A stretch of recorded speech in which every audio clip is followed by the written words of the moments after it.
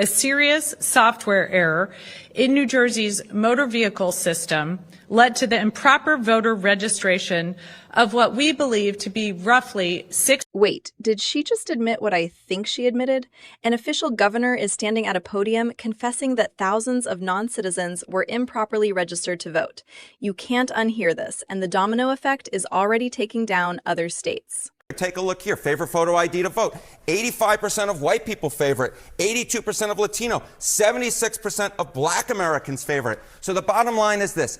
Voter ID is not controversial in this country. A photo ID to vote is not controversial in this country. It is not controversial by party, and it is not controversial by race. The vast majority of Americans agree with Nicki Minaj. Did you catch the numbers on that CNN graphic?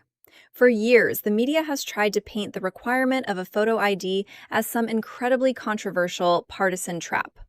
But look at the actual breakdown from their own network broadcast.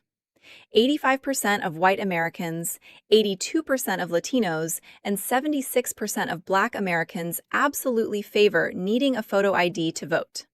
It is one of the single most universally agreed upon issues across the entire country, regardless of background or party line. Yet, somehow, the politicians on Capitol Hill act like it's a fringe idea. You literally need an ID to buy certain cold medicines, get on an airplane, or open a bank account. But asking for it at the ballot box causes a meltdown among a select few in power.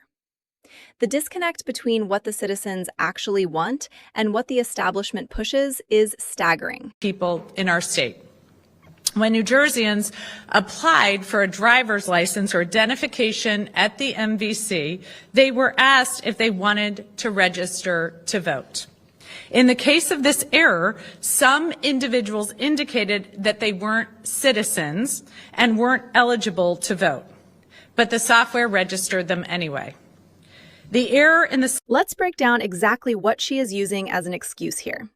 They are blaming a software error at the Motor Vehicle Commission for essentially handing out voting rights to people who straight up checked a box saying they weren't citizens. Think about how wild that is.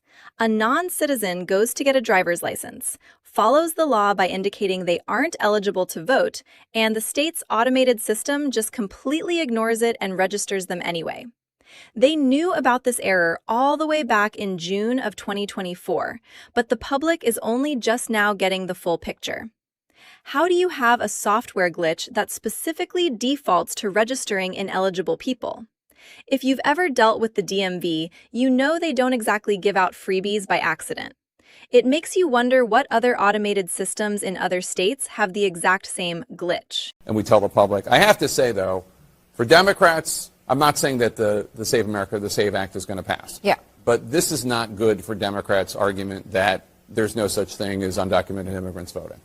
This is not good for our country generally, I would say. Even better. And it is not, this is a terrible problem to have. I think she handled... Even the panelists on CNN are having a hard time spinning this one. You can see the pure defeat in her eyes when she has to admit that this looks terrible for the country. For months, the official talking point across major networks was that undocumented or non-citizen voting was a complete myth, a ghost story made up by the other side. Now they are sitting there watching a Democratic governor confirm it on live television. They are forced to admit that this completely ruins the argument that the SAVE Act isn't necessary. When your own side is getting caught in the crossfire of undeniable administrative failures, the usual playbook of denying it just doesn't work anymore. The narrative is entirely collapsing in real time. The rules are changing fast. Hit subscribe if you want to know what they aren't telling you on the evening news. See you in the next one.